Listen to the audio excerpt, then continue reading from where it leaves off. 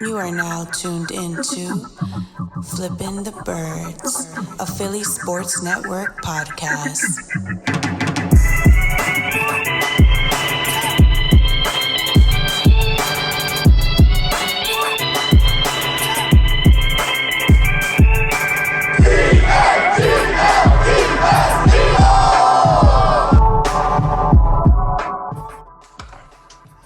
What's going on, Eagles fans? Welcome all to episode 63 of Flippin' the Birds. I'm Brian Cameron. He's Chris Infante, and we're fresh off the bye, fresh off a little break. The Eagles are getting healthy, going into a game against the Giants, where the Giants, they've only been losing by, I think, a margin of 6 points in the last several games, and they almost ended up beating us before the break.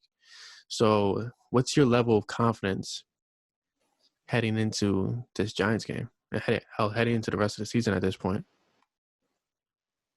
We're just gonna dive right in. Jeez, like you don't even. You know what's funny? I didn't want to dive right in, but then it was like it just kept on going. So you know what? Let's just pause it. You don't even let anything marinate. You just want to just dive right in. Let's pause it. Let's let things marinate, because I was just rolling with the train. How you feeling, man? I'm all right. I haven't seen you. It feels like forever, but it's only been a week. It's been. It feels like it's been so long, but it hasn't been long enough. Hey, nice. Let's play nice. Nice, my ass. But yeah, I'm all right. You know, I'm thankful for you and your family for everything coming out great so far with Riley. Yeah. And took it to the pro shop after was it after surgery? No, before the surgery, we took it to pro shop. I went in to buy myself something, and I went out with nothing but Riley stuff. That's how it is. That's just how it is, you know. By the way, Nelson Aguilar jerseys at the Eagles Pro Shop in Cherry Hill for only $20. It's They tease it because they put Darren Sproles, Malcolm Jenkins, and Aguilar jerseys, but it's only Aguilar. Bastards. Do we want to buy it? No. Yeah, No. Right. So I'm doing good. I'm doing good. You know, it's been a long time since an Eagles game. It feels like it's been a very long time. It's been forever, and the 1.5 game up first place Eagles at that point. And I have a question for you, because you're a father now. Not now, but I'm a month away from being a year. Yeah. So I have this one shirt that my daughter has to wear every single Eagles game. She ironically wore it the last 2 games. She didn't wear it any time before that because we weren't home. Do you have any ritual with your daughter yet that you've kind of developed over the past couple of months? I don't know if it's every bath I give her a mohawk. Every bath I just take shampoo and I lift it up and I see just to see how long her hair is getting. And it's been like, it's gotten to the point where it goes up and then it just flips over. Just doing the little alfalfa curl? Yeah, it flips over. My wife hates this, but for some reason, I did not even do this on purpose. I don't know what she did. Whenever we're at dinner together, every time she eats, she immediately stares at me, and she goes, every time. Is that her way of saying, like, let's eat good? I'm just sitting there, and my wife is like, "What are you doing?" I'm not doing anything. She'll just like look at me, and she'll either go like, or she'll point at me like this, and I'm like, "What?" And she'll go, I'm like, "Shit!" Like, it was such a little shithead already. She takes after her father. But yeah, it's almost a year. It's crazy how fast it's gone. Isn't it crazy how fast time flies? Yeah, it is like last Thanksgiving was my wife's due date. Black Friday was her due date. Mm-hmm. And usually my family goes someplace, her family goes someplace, and we kind of have to like follow one place. And everybody came to us because they were ready for this baby to pop out. And we were like just sitting there Thanksgiving, like, is baby coming? Everybody's just looking at your wife like, so how you feeling? The baby didn't come out till, let's say, 28, 29, 30. 30 days have September, April, June. Okay, 28, 29, 30. 1, 2, 3, 4. Came out a week later. So it's crazy, but So she after gets she double the gifts in December. yeah, it sucks. After she was born, Eagles went 4-0 and went to the playoffs. So and that's what it is. Speaking of playoffs, the first place Eagles are on their way to the playoffs, And and they're not going to get reseeded either, apparently. well, I read that correctly. if with this new rule, if games have to be canceled because of all the COVIDs, and we know an Eagles coach has COVID now. We're not sure who. Hopefully, it's not Doug. It was 2 times. It's good. It's bad. Not great. But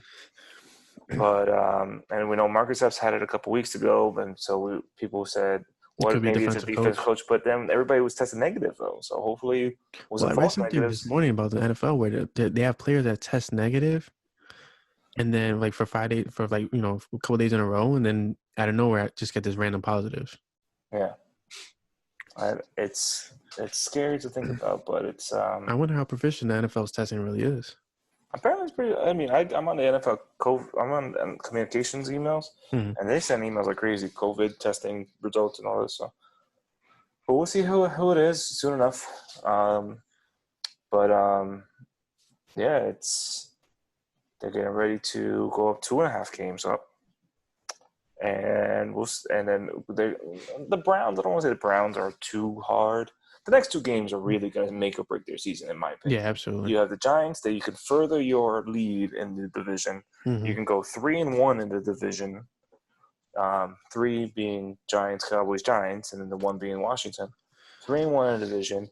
Be 4-1 after the absolute chaos of the beginning of the season. You could be 4-1 after Sunday. Isn't it crazy that they can actually be a winning team right now?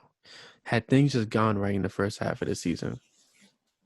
If passes are caught, if fumbles are not fumbled, if a quarterback is not sacked for the most sacks in the league, if offensive lines can actually block, it could go both ways. But I think that there's definitely been more mistakes that have led to losses than there have been more mistakes that have led, or more plays that have led to wins. But that's just evidence that these teams need the preseason and they need OTAs. Like they need those couple of months to truly prepare for what they're about to go against. I am all for limiting the preseason because it's just monotonous. Yeah, I think 4 games is way too much. But 2 games to get your feet wet and get it going, I think it's good. It helps. We saw that, like Carson before last game was really getting it going, and before last game he was tearing it up. Before last game, last game sucked, but it was ready, finally getting some consistency, and that was like people were saying, first 4 games of the season, 5 games of the season, he was rusty, just like a lot of players were. But now we'll see how it goes. I mean, you're facing a Giants defense that's better than people. And we saw it firsthand. They were Their down. Offense is a lot better than people. Yeah, they were down 21-10 with less than 7 minutes to go. So they were about to lose that game until the heroics. We'll see if Boston Scott can be Hulk Scott against the Giants for second time in 23 games. Let's perk our ears up because somebody else might be coming back. Miles Sanders. They expect him to play. They expect Miles Sanders to suit up on this one. Like, we will have the cavalry coming back in this one. Maybe Miles Sanders. I mean, I think we'll probably know for more tomorrow and when this podcast comes out. It's on Tuesday. See how Miles Sanders is. We'll see. And I fully expected Miles Sanders to be ready for this game. Because when he came out, it was 1-2 games. So he missed that Giants game. He missed that Cowboys game. There's the bye. And now he's ready to go. If he misses this game, it's going to be rough. Because not rough as opposed to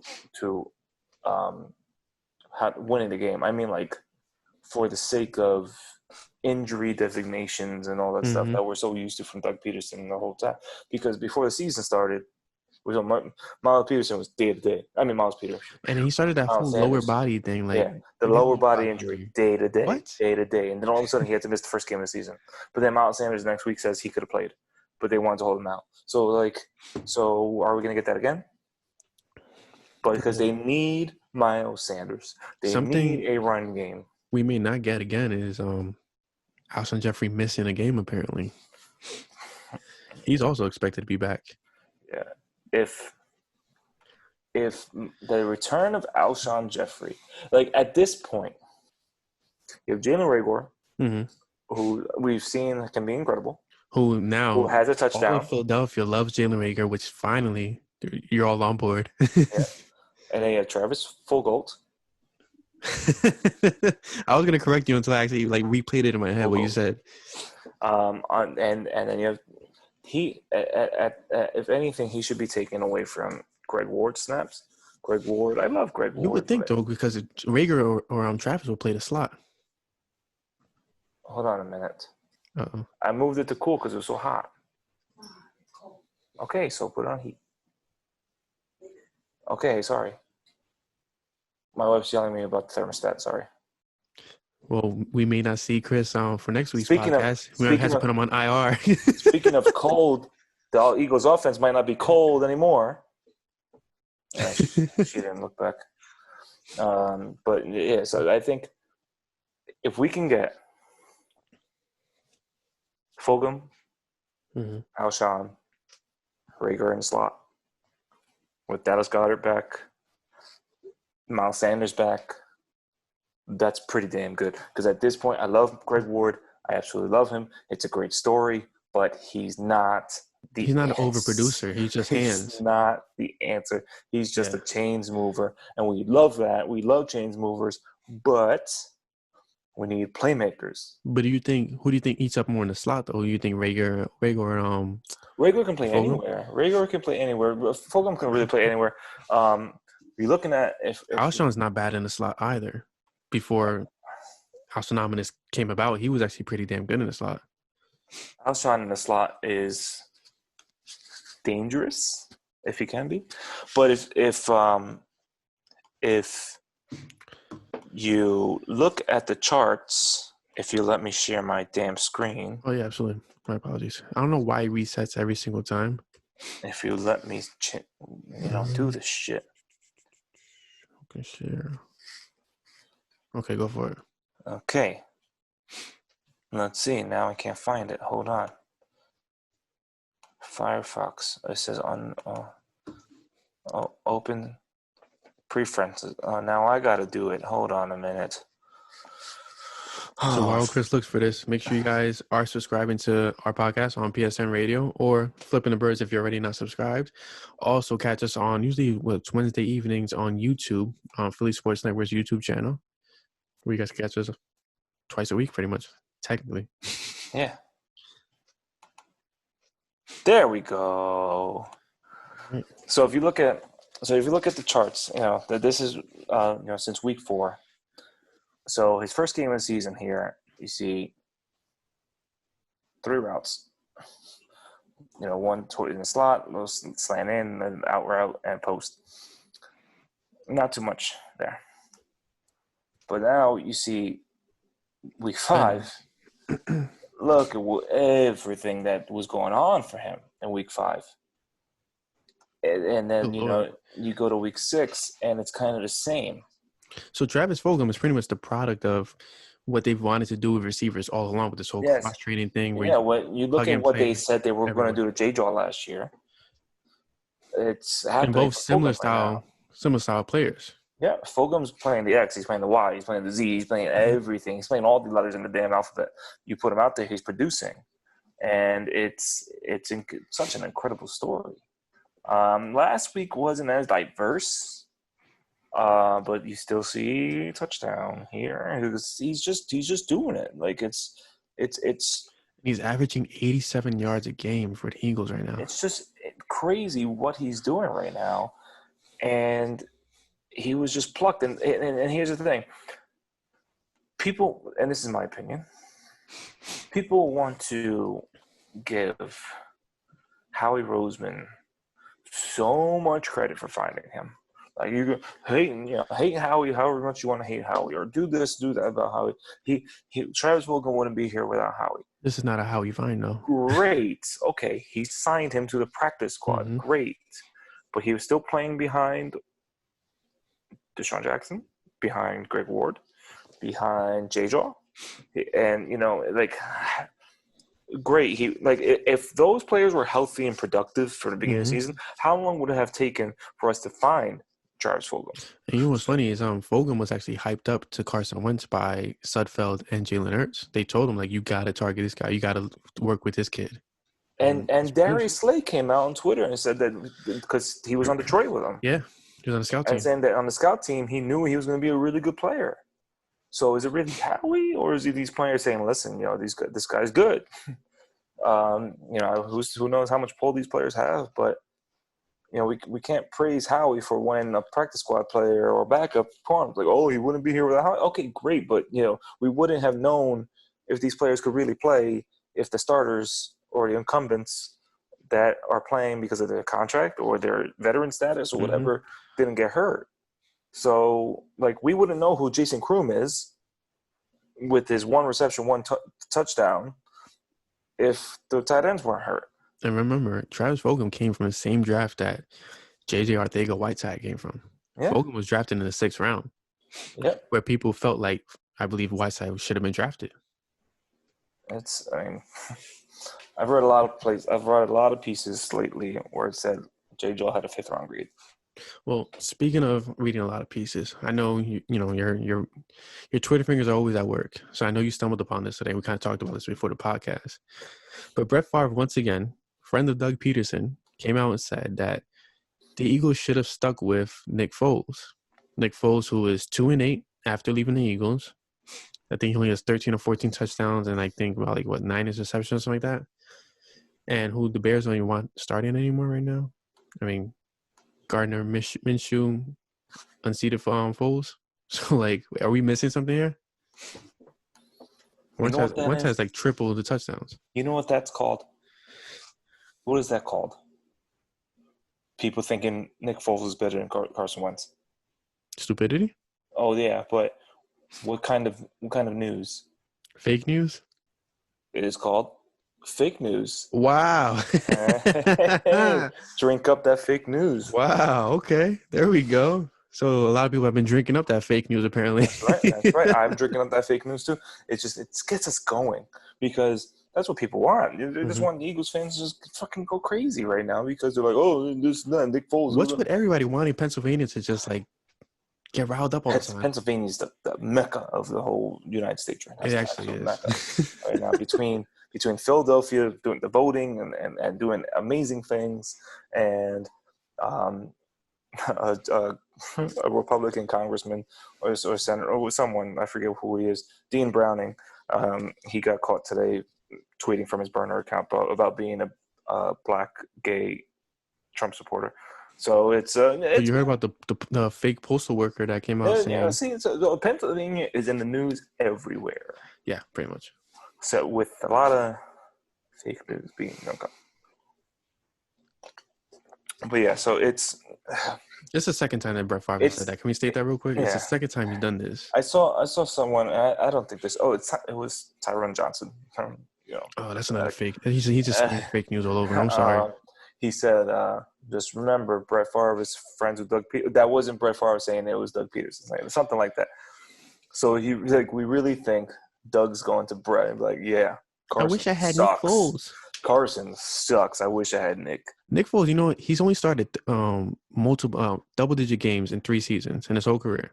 He's never started more than 13 games in a season. He's never started a whole season. Never. What are we missing that people are praising? Can we acknowledge the fact that Nick Foles finished what Carson Wentz was going to do? It was inevitable for the Eagles to end up in the Super Bowl and win. Carson Wentz, if he was healthy, was unstoppable that year. Nobody was catching him. He was unstoppable. Can we cut the crap? He was doing the things that Pat Mahomes is doing now. He was doing them in 2017. And he was doing it with a healthy O-line. And before people scream at me, he can't do that now. He's not. I'm not comparing him to Patrick Mahomes. I'm not. But he opened that door where these guys started coming in and doing that. Was making throws that no one else was making. Mm-hmm. He was that game against Washington at that time, the Redskins, where the pocket collapsed and there were just so many defensive linemen on him, and everybody, including the announcers, was like, "Oh, there's a sack," and he's out. But Like, so to his defense, he's still doing those things. Just that when he comes out, nobody's open except for Fulgham. Well, when he comes out, the ball comes out too. So it's yeah, that too as well. So it's just like he's playing a lot of hero ball right now, but it's like we all love Nick. We all love him. But he was a great backup that took the team, that caught fire. Yeah, that's all it is. I mean, he caught fire for 4 games. Let's not forget, everybody in Philly, even the media, was dogging him the moment he started against what I think was the Raiders. The Raiders game sucked. He was atrocious. The Raiders game absolutely I'm sucked. pretty damn sure that everybody lost faith in Nick Foles and the Eagles. Everybody was calling for Nate Sudfeld. They were saying, you have to start Nate Sudfeld in the playoffs. We're not going to do anything if Nick Foles is starting, blah, blah, blah, blah. And then Nick Foles is a great story, not a great player. Let's put it at that. The Falcons game sucked. It was bad. The Falcons game is over if Keanu Neal does not have that football bounce off his knee. And it ended up in Torrey Smith's hands. That the playoffs are done if that lucky bounce doesn't happen. Yeah, I absolutely agree. So, and Julio Jones, who you never really and if Jalen like that in the red zone bully Julio Jones, it's just when against Oakland, against the Giants, he did great. 24 for 38, 237 yards, 4 touchdowns. He followed that up with 19 for 38, 163 yards, 1 touchdown, 1 interception. Then he follows it and a fumble. Then he follows that up 4 for 11 for 39 yards and an interception in 19 snaps against the Cowboys in the final game of the season. Did we lose the Raiders game? We won that game by we 19-10. And then you go into the playoffs with a 15-10 win over Atlanta, 23 for 30, 246, no touchdowns, no interceptions, 5 rushes for -2 yards, 2 fumbles, and only 1 recovered. It's not good. Foles was on the brink of losing that season against the Falcons. Let's call it what it is. And if Patrick Robinson doesn't make that interception against the Vikings and send the whole link into a frenzy, I don't think we have that crazy game. Call it what it is. We all like to play revisionist. We also like to play what ifs. What if the Eagles didn't give Carson Wentz $128 million? What if they kept Foles? They'd probably still be bad. I'm not bad. I'm not mad. I'm gonna ask you an honest question. Does it bother you that the Eagles extended Carson Wentz with the amount of money they did? No, because once Dak is healthy and gets his contract, it's gonna look like pennies. Once all these other quarterbacks, it already looks like pennies right now. Yeah. Once all these other quarterbacks get their contracts, it's gonna look like pennies. It's gonna look like a great deal. Once the cap is back to normal, that contract, and it's gonna suck because once it's back to normal, a lot of these players aren't going to be gone anymore. You mean aren't going to be here anymore? But it's just an argument that's always going to be an argument. Just because it's Philly. Till the end of time. Well, anyways, Carson Wentz is the quarterback heading into the Giants game. Carson Wentz is coming off a bye. First half of the season was not the most magnificent first half. But there's definitely, fixable things going forward. He's not a terrible quarterback. He's just struggling. He's just going through some shit. His environment. He's going through some shit that he shouldn't be going through because he's a fifth-year quarterback. But COVID did happen. These guys weren't allowed to throw to each other for how long? Or else they get fined. But you look at the other quarterbacks that are doing work. You see Aaron Rodgers, who really only has 1 wide receiver. But he has a healthy offensive line. Yeah. And that 1 wide receiver is one of the best wide receivers in the world. He's like 3 times with Travis Fulgham. I'm saying right now, he's 3 times Travis Fulgham. Travis Fulgham's like 5 times the Avante Adams, so he better stop. So let's talk about the Giants. Eagles ran away with the win against the Giants not too long ago. Can they do it again, or can they actually make a statement in this game? Let me make this clear. I thoroughly believe the Eagles will win. Mm-hmm. It's not going to be as it's just not going to be as easy as wanted people are making it out to be. They gave the Bucks a run for their money. They gave Tom Brady a run for his money. When Daniel Jones is on, he's on. They beat the Washington team for the second time this year. Both Giants wins were Washington. Thank God that they beat Washington and gives Eagles more cushion. Yeah, so like both of their wins have been against Washington this year. The Eagles have lost against Washington, and Daniel Jones wasn't too bad. But we got to remember also that the Eagles were making Wayne Gallman look like Barry Sanders last game. Yeah, he was just bulldozing through the defensive line like there was nobody there. He didn't have a great game. Wayne Gallman ran 10 times for 34 yards, but it really seemed like it was a lot more than that every time he ran it. Wayne Gallman against the Washington, 14 times for 68 yards. Alfred Morris, he's still in the league. 9 carries for 67 yards. A running back tandem that they're pulling off. I mean, they protected Alfred Morris again for this week. Sterling Shepard came out of injury with a touchdown against us a couple weeks ago. Darius Slayton's still Darius Slayton. Evan Ingram was fingertips away from killing that game. Evan Ingram is still stone hands.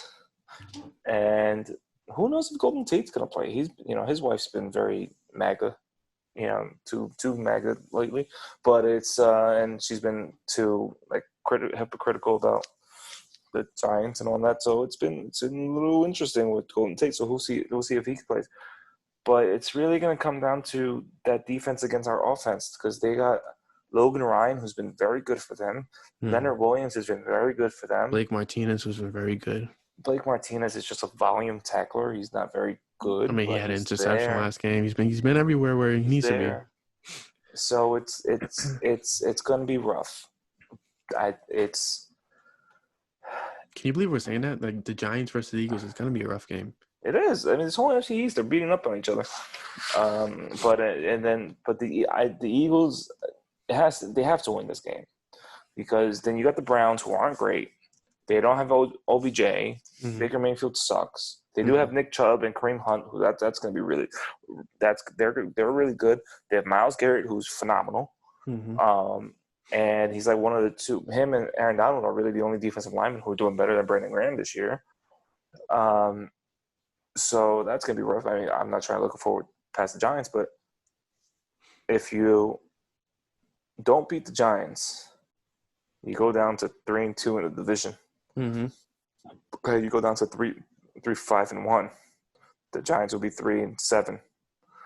That's going to be a rough. Too close for comfort. Too close, but if you win this game, you're 2.5 games up probably. And depending on how Washington does, I'm not sure if they're on a bye or not.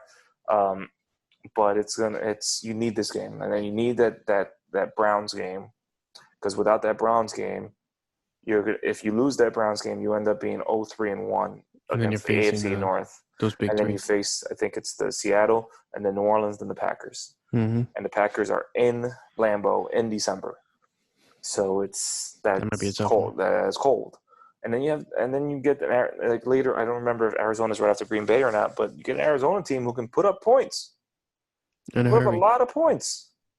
They do have the gentleman who's actually supposed to be an Eagle, but isn't. DeAndre Hopkins. Yeah. If Darius Slay is any hurt and he can't play that game, who's covering DeAndre Hopkins? And which linebacker is going to keep up with Kyler Murray? Oh God! Wait. Well, you know what? Okay, let's be optimistic about that part. I didn't want to talk about that. So our guys are the starting linebackers. The tandem that you've been raving about, wanting to see. The Bash brothers are the starting linebackers. I'm so excited. I'm so happy. And they've actually looked pretty damn good together, which is great because we saw that in person against the Jets in the preseason a couple years ago. We knew it. Jim Schwartz came out and said that TJ Edwards is probably their best linebacker against the run. He's probably their best linebacker overall. Now, Alex Singleton is not that far behind. Yeah. Singleton's looking really good. He's literally everywhere. He is. The dude, he doesn't quit. But then today you get Ken Flaholi. Oh, God. With his comments about how, people bash I'd say number 47 because I'm not going to say his name. I'm not going to sit here and I'm just paraphrasing. I'm not going to share. He's taken us out of a lot of bad situations before. We put a lot on our Mike position. He's very intelligent. He diagnoses the plays. If we're set up bad for a certain play and he sees it, he tells them. So But my thing is, he's not a natural linebacker, one. Two, you have other natural linebackers behind him that have more talent. What the hell are you doing wasting games away on this guy? But if you're saying that, oh yeah, he can recognize these plays and take us out of bad situations, what is he doing when he's telling everybody else? He's throwing himself saying, into a bad hey, situation. you guys, you go do this, go do that. I'm going to do the same thing. He's literally that guy that drives down a one-way telling his friends, don't drive down the street. Do as I say, not as I do. Yeah, pretty much. Like, and I made this analogy on Twitter earlier. In my camp that I'm a director of, I tell my counselors, listen, if you had a really shitty kid today, you're not telling the parents. Like, you're going up to the parents because it's not your job. Your job is to go to the parents and tell these parents, hey, and just try and pull something out of your ass that this camper did great today. So they can go home happy, and then I can call them later and be like, hey, no, they sucked. That's what Ken Flaholi kind of did today. He doesn't want to talk about the bad things, and he's trying to find a very positive thing to say about number 47. So he went he's smart. And we put a lot on his shoulders, so it's our fault. Like, I'm so tired of how the coaching staff babies these players, except for Doug. My issue with Doug is the fact that he's beside himself right now, and the way he speaks in the media, and even the way he declares players to be injured, that's getting a little tiring. Yes, I know he's frustrated, but he's on the media side, it's their job to ask these kind of questions, so it's your job to respond. I mean, that's part of your contract. Yeah, it's he's as sassy as my daughter. Like, Doug is on full sass mode this year and it doesn't matter if they win or lose. He is a sass. He's super sass machine. If they win, he'll come out like, "Hey, we got a game won. We won it, guys. Did you see it?" Nah, if they lose, like, "Hey, have you ever played football before?" Yes. It's just, but I just think if this offense if you can't come off a bye with healthy players and beat down a team that's supposed to be beaten down, it's not very good. What the hell are you doing now? Like, do you think they need to simplify the offense? They need to do whatever they did. We bashed Foles. I'm not bashed, but we bashed the argument about Foles. But they just really need to go back to what they were doing with Nick Foles. The RPOs were working. You can do the RPOs with Carson because they'll think that he's running. Quick passes, RPOs. That opens up the deep game so much because then you put into play action. And then Fulgham's wide open down the field, or John Hightower's open down the field, and maybe he could catch it. This offense can be opened up so much more than it is, but we have too many cooks in the kitchen trying to put in their ingredients for simple. It's like they're trying to just make a pie, and they have the pie crust ready. And they're like, Mornwig is throwing in apples, and Peterson is throwing in oranges, and Scangarello's throwing in potatoes, and Press Taylor's throwing in shit. Like, it's just like, and then they're putting that in the oven and seeing what's coming out. And so they're putting ingredients together that just don't mesh, pretty much. No, you can't do that. Maybe. But whose fault is that at the end of the day? Like, whose fault is that truly? It's Doug Peterson. Like, he's a play caller, so. Okay. You gotta tell these guys, listen, your plays suck. Let's go. Come on. And they gotta go on. I'm not sure if you ever heard this website. It's called My Fridge Food. No. It's called myfridgefood.com. And this is not an ad, everybody. Yes, we do not get paid right. And you just click the ingredients that you have in your fridge or in your cabinet, and it'll give you recipes based on your ingredients. That's pretty cool. So it's like, it's great. Like, if you're like, oh shit, I don't know what to make, you go on myfridgefood.com, you click the ingredients that you do have, and research databases of all these recipes telling you if you have all the ingredients for this recipe, you're just missing one ingredient for this recipe, and all that. That's what the Eagles need right now. They have they need myoffensiveplaybook.com. These are my players here: Rager, Fulgham, Wentz, Sanders, all this. What are the plays that we should run with? But here's my issue with that. So Doug Peterson a couple weeks ago came out saying that Carson and Prez sit down with each other, put the plays together that they want to run, and Doug just calls it. Like, what's the point of having this panel of offensive geniuses or creative minds if the young guy and the quarterback who's struggling are the ones putting everything together, and you're just calling the plays? Like, why are you not like? If he isn't, why are you he's not like, in that conversation? what kind of plays you guys want to run? No, cool. Okay, yeah, whatever. Like, they just hand the machine. He's like, okay, guys, we're ready for this week. Like, Yeah. how do you sound? Like, you sound like a very inefficient coach. There's no. It seems like there's no conversations. There's no like, all right, well, this play sucks. It's just like, all right, you want to run these? Go ahead, sure. Let's see. Like, these don't work. Hello. Maybe that was just for a game, and he was calling it out, saying like, yeah, see, you guys, it doesn't work when you guys do it on your own. You need to let me do it, kind of thing. Like him showing out, I guess, out of spite. But even so, like, sure, guys, we'll run these plays. Sure. Whatever you want. Yeah, and then he comes out like a few weeks ago, like, yeah, we just ran out of red zone plays. Like, what kind of shit is like? What kind of shit? Yes. What, like, okay, so now we're getting to we're digging a little bit. What the hell is going on with the offensive staff? Like, what are they not coming up with that everybody else is coming up with? Like, even the Giants can run plays better than the Eagles can. Like, it's second 2-point conversion. Let's throw in Jalen Hurts. What do you – they did that 3 times in one game. No one's going to know. No one's going to know. Jalen Hurts is in for a QB sneak. But you should have ran the Philly special. No way. No, Carson didn't just complete a 60-yard pass and let's just take him out and put Jalen Hurts in and let's just see what happens. Like, what the stop it. This whole Taysom Hill project is, in my opinion, it's just not working. Jalen Hurts is a great player. He's going to be a great player. He's going to be a winner in this league. Stop the nonsense. Hopefully not with the Eagles. Hopefully somewhere else. Hopefully not in the NFC. Hopefully somewhere else in the AFC. But like, he's a great player. He's a champion. He's a winner. But this is stupid. This really is stupid. Like, I understand the logic of the pick. I understand it. Like, you look at, maybe they were looking at and it was April in the middle of COVID and all that stuff. So maybe they were looking to the future, saying, listen. But how far to the future? Carson's only 26 or 27.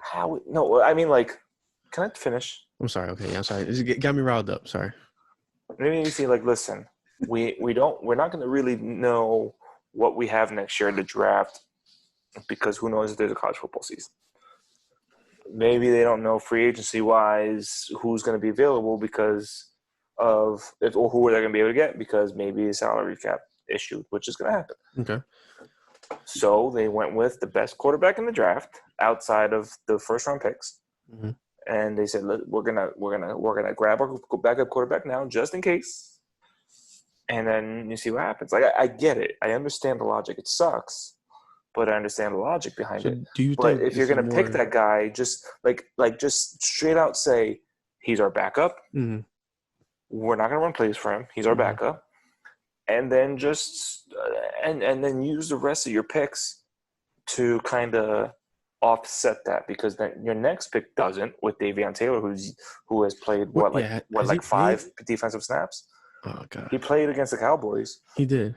And then you have Kayvon Wallace who is a little hurt and he's been barely playing also. We love Kayvon. Mm-hmm. Then you have Driscoll who's been hurt. John Hightower who's shown flashes. Mm-hmm. He'll get there. Wes Watkins hasn't played. Yeah, what the hell? Like, wasn't Quez like top 2 speed in the combine? Yeah, you have Pritz Tega Wanagu who hasn't played. Practice squad, right? Practice squad. Sean Bradley who's shown for the flashes. Yes. It took a lot for you to say that. I know that. Casey Driscoll, who is now Casey Toohill, who is now on the Washington team because they decided to waive him. So here's the funny thing about that. So do you know if you go to the Eagles website, they're still selling Toohill's jersey for full price? Like, it's legit full price, Casey Toohill's jersey. You're gonna pull it up. It's not even discounted or anything. It's full price, $100.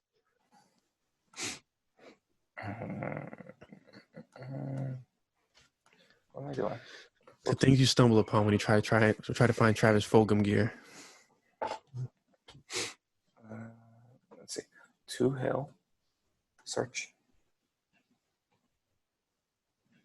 No. It's giving me news stories about KC2. No, what am I doing?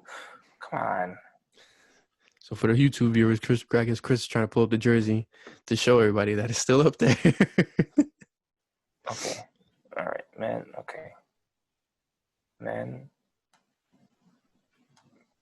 Let's see. I don't want 25% off.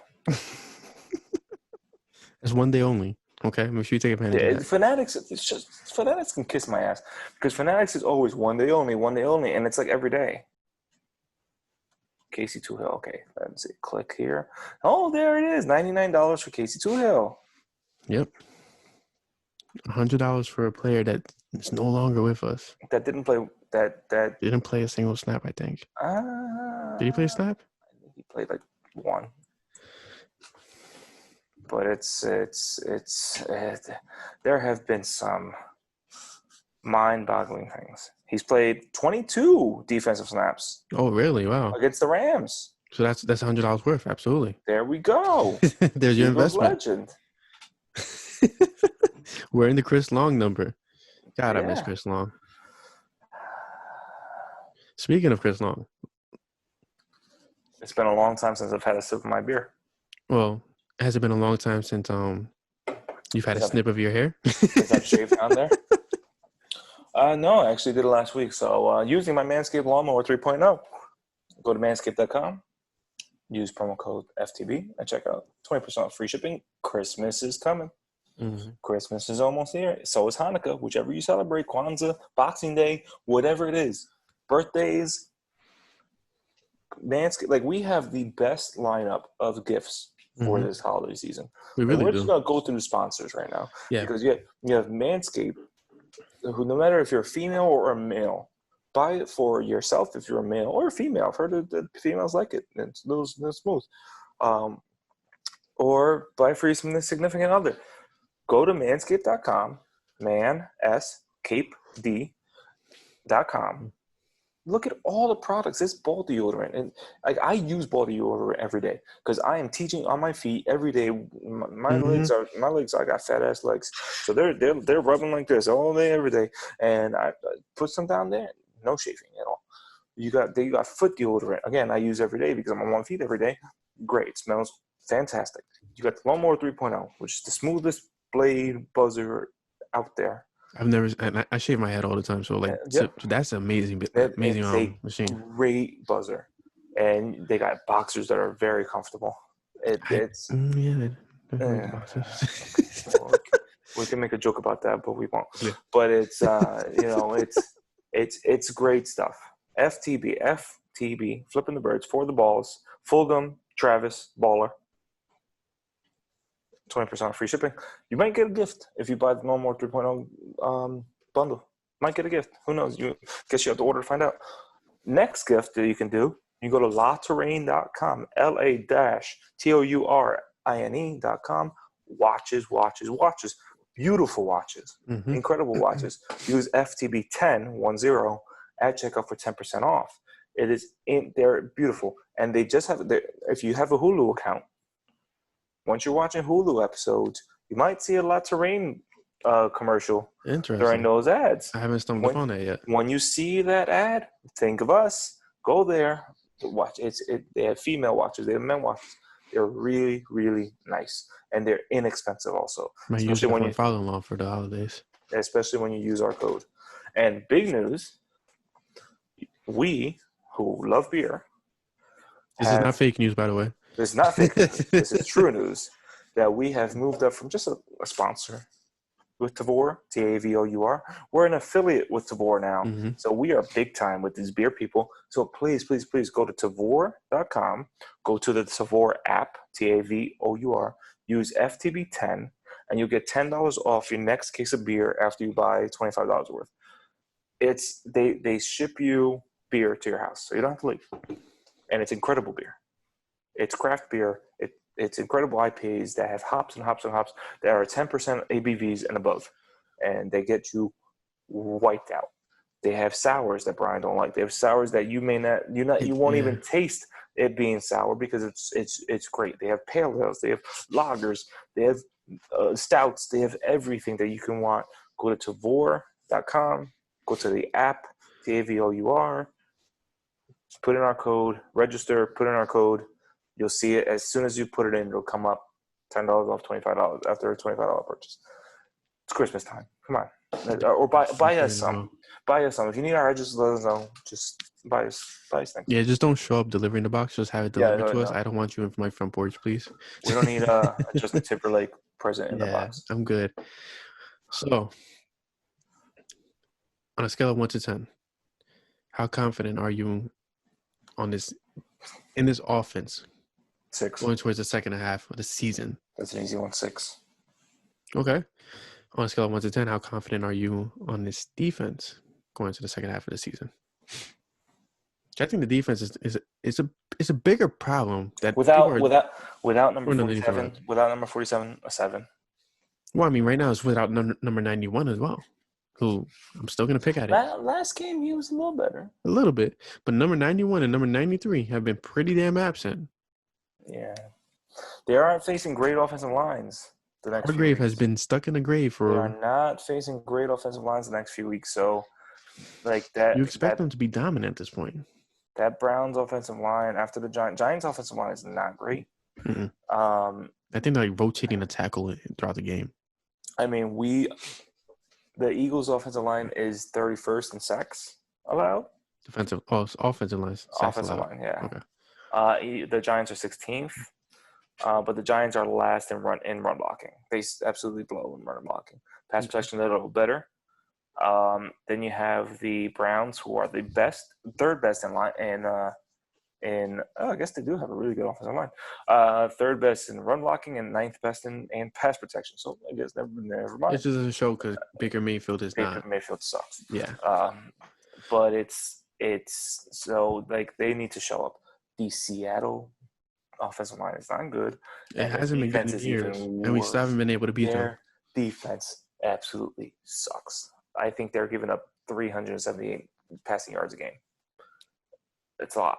I don't want to think about thinking something. In my mind, I think shootout, but in reality, it's more like it's just Russell Wilson. Does the offense show up? So they need to show up. You don't put pressure on the quarterback, it's going to be a long day. But I do think they win Sunday 24-20. Okay, I think I'm gonna actually agree with that. I think I agree with that score. For the rest of the season, I'm more of in the offense. It's like it's a borderline 6. I'm still stuck at 5, depending on the health of Miles Sanders, and if Dallas Goedert could stay on the field. Defense is the defensive line just has to be better to me. I know they're great. I think they're second or third in sacks. So they're doing great, but imagine how much better they could be doing if their 2 highest paid defensive tackles were doing more than what's expected. So defense, I'm more like a 4.5, 5 for the rest of the season, just because it depends on how Fletcher Cox and Hargrave shows up for the rest of the season. That's my thing with them. Yeah, that's good. We're in for a long second half. Very long second half. From now until January, whatever, we'll see if the 8 game, if there's an 8 team each conference. If that's the case, the Eagles will be the 8th seed. And this COVID thing is making the season feel so much more like longer. Yeah. If just quick before we go, just for those that don't know, the owners unanimously passed a ruling today where if the NFL has to cancel any more games the rest of the season because of COVID, they're going to make it up by adding a playoff team in each conference. So we already had 7 playoff teams in each conference for this year. That means the first team is the only one that has a bye. If there's an 8th team, the first place team does not get a bye. No one gets a bye. Everybody's playing. And it's seeded by record, but the division winners still make it. So let's say Eagles win the division. I'm not against teams not having a bye. I'm not either. I think it makes it super competitive. Yeah. It would be the Eagles being an 8th seed. They wouldn't have a home game, which whatever. There's no fans. Really, no fans. Wait, but that's if they agree to the seating change. It's already agreed to. Not the seating change. I think that's part of it. No, the seeding thing is not a part of it, apparently, from what I read. Whatever. Well, if that happens, well, if that happens, then the Eagles would be the 8th seed. They would travel to the 1 seed, who is right now Seattle. I think it's Seattle or New Orleans. Let's see who it is. Right now, number 1 seed is the Saints, and Seattle's number 2. Green Bay is number 3. The Eagles. The first 3 teams are 6-2, and number 4, the Philadelphia Eagles, 3-4-1. So you would have. So just Eagles, real quick, NFL owners unanimously approve a contingency plan to expand the playoff field from 14 to 16 if meaningful games are canceled because of COVID, but not to reseed them. So all right, you so if still that's have the a case, home game. So if that's the case, 4 versus 5, Mm-hmm. Eagles will be hosting Tom Brady as right now. You think he shakes Carson Wentz's game after the game? Hand after the game? Probably not. But if they reseed, it would be Eagles going to New Orleans. I'm not a fan of that. I really think they can beat Seattle. Because right now Seattle the 8th, New Orleans. New Orleans. I'm sorry. They have New Orleans is 1, Seattle's 2, Green Bay's 3, Philly's 4, Tampa's 5, Arizona's 6, Rams are 7, Bears are 8. Isn't it wild that you're reading all these teams and the NFC is still wide open? Yeah, like any of these teams are beautiful. Yep. So we'll see how it goes. We're just well on our way, hopefully, to the Eagles being the first team since the early 2000s to be back-to-back NFC East champions. Silver lining. I mean, the goal is to get to the playoffs. Doesn't matter how ugly it is. You just got to get to the playoffs. Anything can absolutely happen in the playoffs. So we will see how it goes. Absolutely. So any final thoughts?